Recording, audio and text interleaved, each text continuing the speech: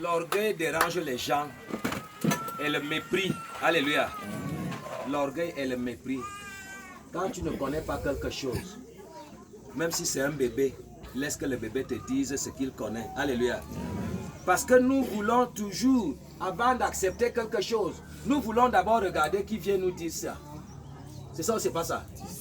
Est-ce que ce genre de personne peut me parler? Est-ce qu'il mérite même de parler? Et ça fait donc que, alors que tu ne connais pas, mais tu ne veux rien comprendre de qui que ce soit. C'est ça ou c'est pas ça?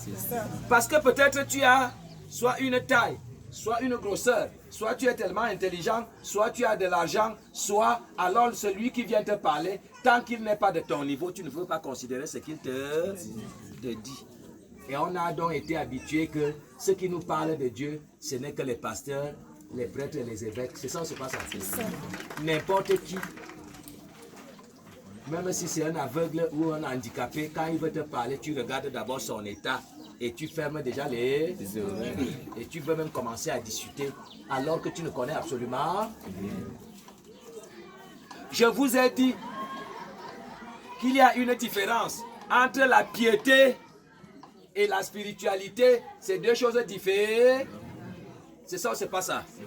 Alors à l'église, on nous enseigne que la piété, c'est ça ou c'est pas ça?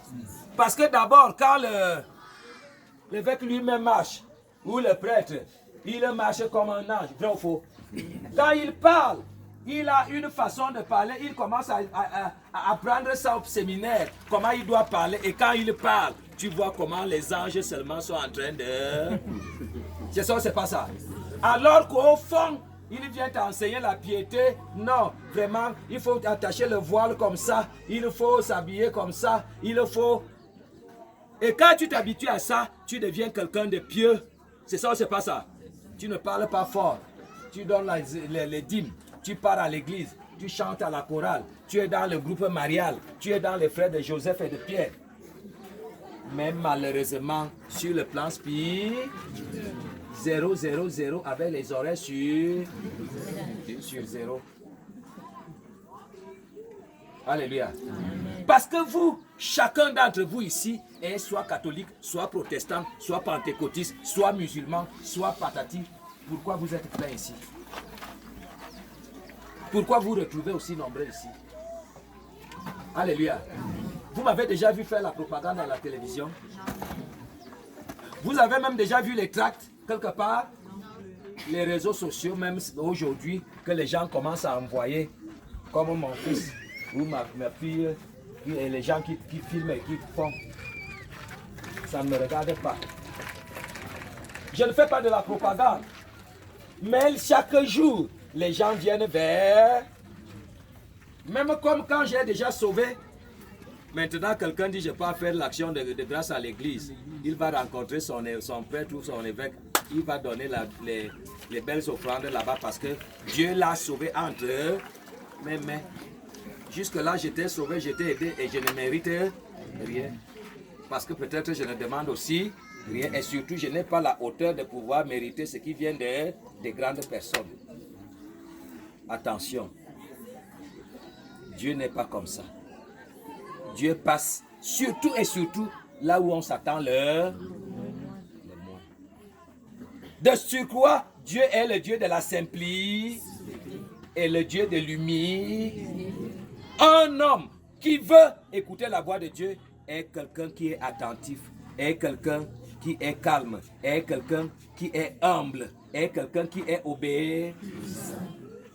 Attends le jour qu'on va t'apprendre ici que non, à la mission, on vous dit si tu veux appartenir à la mission, il faut aller chercher 4 œufs et tu vas chercher les ailes d'hibou. J'ai vu moi-même, j'ai vu les ailes d'hibou chez un prêtre exorciste. Alléluia. J'ai vu des marmites et des potions et j'ai vu les œufs, des cailles et des patatis et patatas et tout ça là. J'ai vu les bougies et patatis. Mais ici, on ne vous parle pas de ça. On vous parle de faire une bonne confession, une très belle repentance et de pouvoir laver son cœur. Toute la colère et la haine, la méchanceté qu'il y avait contre tes ennemis et pourtant tu as raison, mais on te dit non, non, Jésus, c'est pas ce que Jésus dit. Pour que Jésus vienne intervenir dans ta situation, dans ton cas, même quand celui-ci était déjà mort, il n'était plus de ce monde. Alléluia. D'ailleurs, il était dans le coma et on savait qu'il était dans le coma et son esprit était même déjà détaché de son. Et il dit qu'il a vu Jésus. Et il a déclaré quelque part qu'il a vu comment je lui ai donné ma propre vie pour s'en sortir. Alléluia. S'expire. Tu vas aller raconter ça à quel pasteur à l'EPC et il va entendre. Même ce témoignage, le pasteur va dire, écoutez-nous le temps, vous êtes des menteurs. Et pourtant, il était bel et bien à l'hôpital et il était dans le... Combien de cas je pars enlever à l'hôpital et quand je dis à quelqu'un, repars maintenant dans l'hôpital où on a dit que tu ne peux plus vivre. Il part. Les médecins et les docteurs n'acceptent plus. Il était reparti et ils ne l'ont pas reconnu.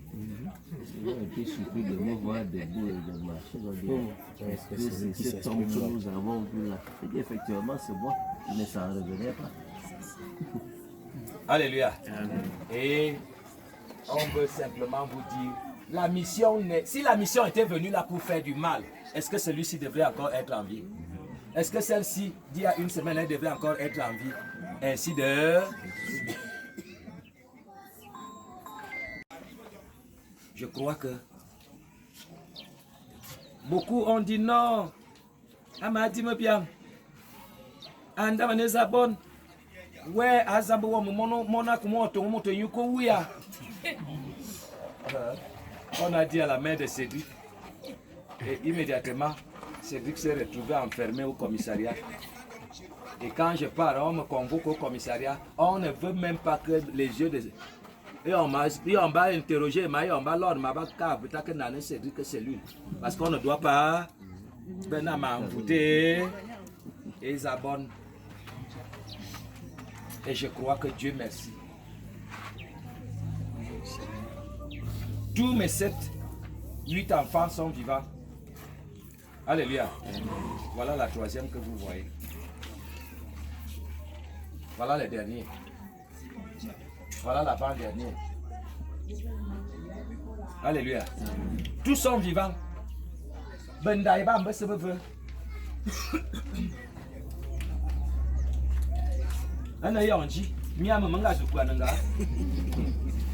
Je ne vends pas mon sang.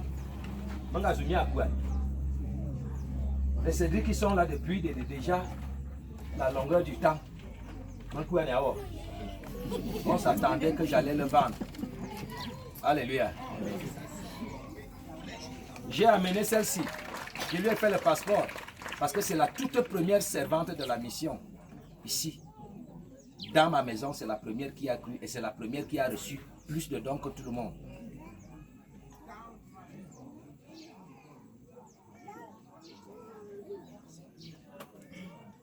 C'est elle que j'ai amenée à Kribi. C'est elle que j'ai amenée à l'étranger. C'est moi qui lui fais le passeport. Aujourd'hui, elle s'en va là-bas, elle voyage, elle fait ceci, elle fait cela. Ah ben vous-même que planer un langa. Un Indien me bien que dit bien que wenga. On dit que ce que nous sommes en train de faire, Benjamin Boka, voici les Boka. Croyez en Dieu. C'est ça ou c'est pas ça? Beaucoup sont arrivés chez moi. Est-ce que vraiment je suis un homme violent? Je suis un homme rancunier? Je suis un homme égoïste? Quand je vous parle assez durement, c'est parce que quelque part, je veux que vous soyez comme moi. C'est ça ou c'est pas ça?